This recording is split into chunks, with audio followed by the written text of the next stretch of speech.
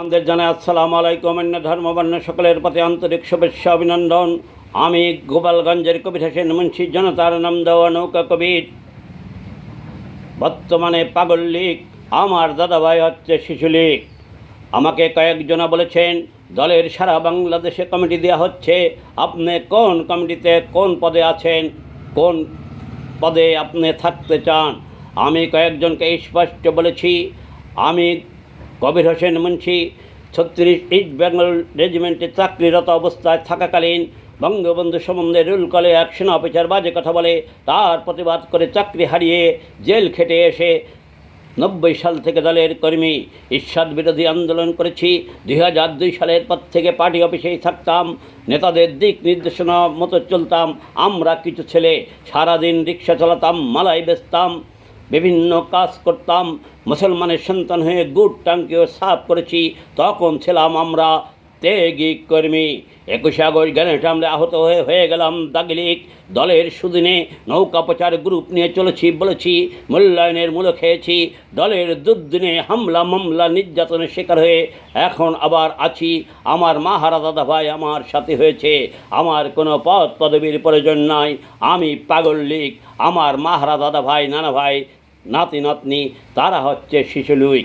তবে একটা কথা বলে যাই, দলের সুদিনে যারা নেতাদের দ্বারা নির্যাতিত হয়ে বিদেশ যাপন করছে, অনেকে গার্মেন্টস চাকরি করছে, এলাকায় যেতে পারে না, অনেকে বিভিন্ন কাজ করছে বিভিন্ন এলাকায়, নেতাদের দ্বারা নির্যাতিত হয়ে তাদের অগ্র অধিকার দিতে হবে। যেমন বিদেশ যাপন করছে, একজনের নাম বলে যায় কুমিল্লা 14 গ্রামের ফারুক হাজারি ভাই।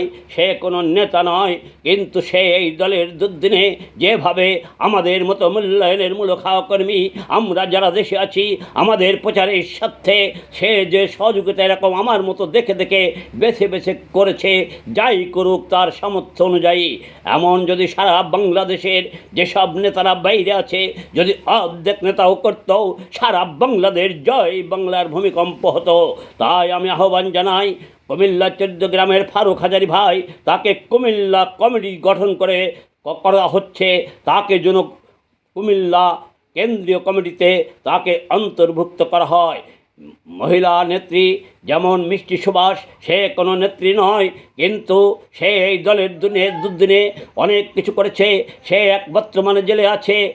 এরকম দেখে দেখে সারা বাংলাদেশে যারা দলের সুদিনে বিদেশ যাপন করছে তাদের এবং দেশে যারা আছে বর্তমানে তাদের দেখে দেখে কমিটিতে অন্তর্ভুক্ত করতে হবে। যারা দায়িত্বে আছেন, যাদের উপরে দায়িত্ব দিয়েছে তাদের প্রতি আহ্বান জানাই, আত্মীয় স্বজন প্রিয়জন প্রাইভেট লীগ যেন আর গঠন করা না হয়। শ্বশুর শাশুড়ি সহ অনেক ঘুরে দেখেছি আমি, জনতার নাম দেওয়া নৌকা কবির। সারা বাংলাদেশে নৌকা প্রচার গ্রুপ নিয়ে ঘুরেছি, অনেকে দেখেছি শ্বশুর শাশুড়ি শালা শালি ভাই বিরাদার ফুফাতো মামাতো খালাতো যা আছে সব কমিটিতে অন্তর্ভুক্ত ছিল। এখন বর্তমানে তারা গুপ্ত, তারা গ্রুপ ছাড়া কথা বলে না। তাই আহ্বান জানাই, কমিটি কুমিল্লা যে কমিটিতে হবে এই কমিটিতে যেন ফারুক ভাইকে অন্তর্ভুক্ত করা হয়। সারা বাংলাদেশ যারা এই দলের দুর্দিনে যারা হামলা মামলা নির্যাতনের শিকার হয়েছে, সে জেলে থাকুক আর বাইরে থাকুক, তাকে যেন কমিটিতে অন্তর্ভুক্ত করা হয়।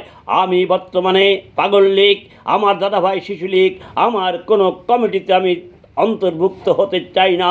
আমি বঙ্গবন্ধুর আদর্শের সৈনিক, এটাই আমার বড় পদ, এর উপরে কোনো পদ আমার নাই।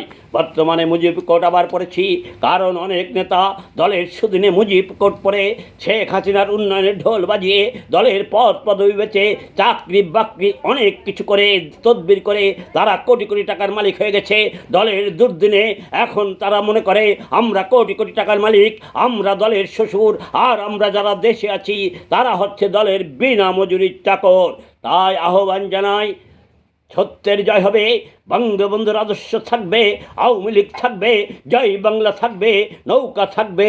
এই নৌকায় নির্বাচিত হয়ে যারা এই নৌকাকে লাথি মেরে দূরে সরিয়ে দিয়ে যারা টাবুরে নৌকাকে লাথি মেরে ফেলে দিয়ে এই স্পিড বোট নিয়ে চলেছে, এই স্পিড বোট চলে ধাক্কায় খেয়ে স্যাটেলাইট চাঁদে পৌঁছে গেছে, তারা এখন অনেকে দাবি করছে আমি আওয়ামী লীগ। তারা স্পষ্ট বলে যায়, আমরা যারা দেশে আছি তাদের সাথে যাদের যোগাযোগ আছে, তাদের যারা খোঁজ খবর নেয়, তারা আওয়ামী লীগ, আর যারা খোঁজ খবর নেয় না তারা হচ্ছে মুনাফিক লীগ, বেঈমান লীগ, এজিদ লীগ, শিমুর লীগ। আবারও আহ্বান জানাই কুমিল্লার চিত্তগ্রামের ফারুক হাজারি ভাই এবং যেরকম মিষ্টি সুভাষ নেত্রী, এরকম দেখে দেখে দেশে বিদেশে যারা আছে তাদের কমিটিতে অন্তর্ভুক্ত করতে হবে। অগ্র অধিকার ভিত্তিতে তারা কমিটিতে থাকবে, এটাই আমার জোর দাবি।